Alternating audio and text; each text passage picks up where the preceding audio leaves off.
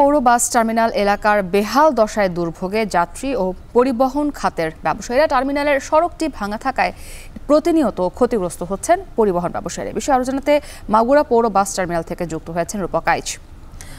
রূপক, জানাবেন যে পরিবহন ব্যবসায়ীরা কি ধরনের ক্ষয়ক্ষতির মুখোমুখি হচ্ছেন এবং এই ক্ষতি কাটিয়ে উঠতে এখন পর্যন্ত কোনো ধরনের পদক্ষেপ নেওয়া হয়েছে কিনা?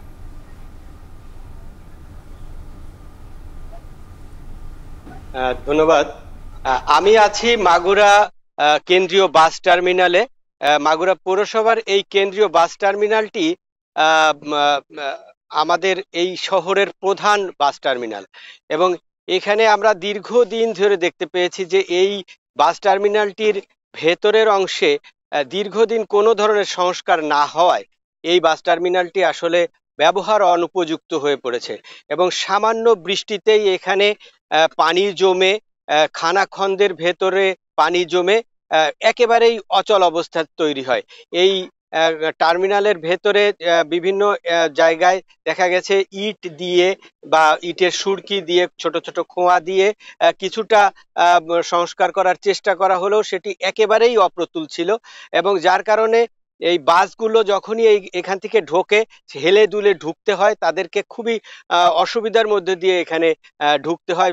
তাছাড়া বিভিন্ন ভ্যান রিক্সা বা অটো রিক্সায় করে যখন মানুষ এখানে যাত্রীরা এখানে আসেন তখন মূলত যাত্রীদেরকে একটা চরম ভোগান্তির মধ্যে পড়তে হয়। গত 4 দিন ধরে মাগুরায় বৃষ্টি নেই, তারপরেও কিন্তু আমরা দেখতে পেয়েছি এই টার্মিনালের বিভিন্ন এলাকায় খানাখন্দের ভেতরে পানি জমে একেবারে ব্যবহার অনুপযুক্ত হয়ে পড়েছে।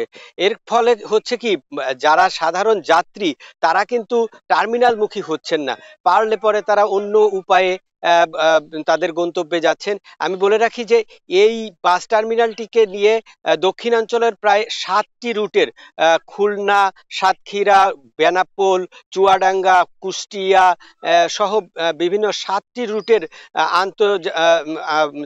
দেশীয় রুটের বাস এখানে থেকে চলাচল করে এবং এই টার্মিনালটি থেকেই মাগুরার যাত্রীরা প্রধানত ওঠে। কিন্তু এই টার্মিনালটি এতই নাজুক অবস্থা হয়ে পড়েছে যে এটা এখন এখানে অনেকেই আসতে ভয় পান এবং আমরা সাধারণ যাত্রী এবং এখানকার কাউন্টারের যারা আছেন তাদের সঙ্গে কথা বলে জানতে পেরেছি যে তাদের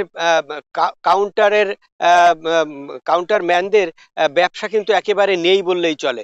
আর পারতপক্ষে বাসগুলো কাউন্টারে ঢুকতেই চায় না বা এই বাস স্ট্যান্ডে ঢুকতেই চায় না, যার কারণে তারা ব্যবসায়িক ক্ষতির সম্মুখীন হচ্ছে। ধন্যবাদ মুক্তি। এই ছিল আমার কাছে মাগুরা বাস টার্মিনাল থেকে সর্বশেষ। আমাদের সঙ্গে মাগুরা থেকে যুক্ত ছিলেন সহকর্মী রূপক আইচ। কর্তৃত্ববাদের শেকল ছিঁড়তে